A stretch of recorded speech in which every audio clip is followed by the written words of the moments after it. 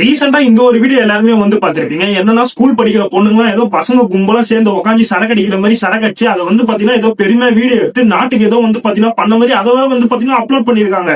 இதுங்க வாயில ஒழுங்கா சேஸ்ன்றது கூட வரலாம செஸ் அடின்னு வேற சொல்லுங்க. இதுங்க கையில வந்து பாத்தீங்கன்னா இப்ப சரக்கு பாட்டில் இருக்கு.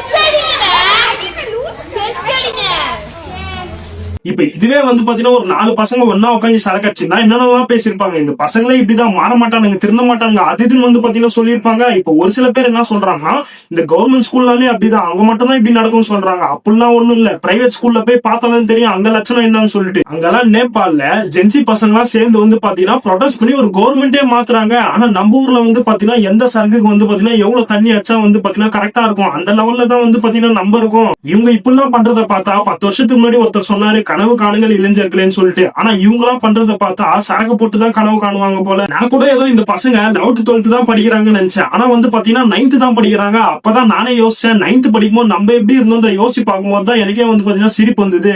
இந்த மாதத்துல சனிக்கிழமை 4 நாள், ஞாயிற்றுக்கிழமை 4 நாள், ரம்ஜான் 1 நாள், காந்தி ஜெயந்தி 1 நாள், ஆயுத பூஜா 1 நாள்.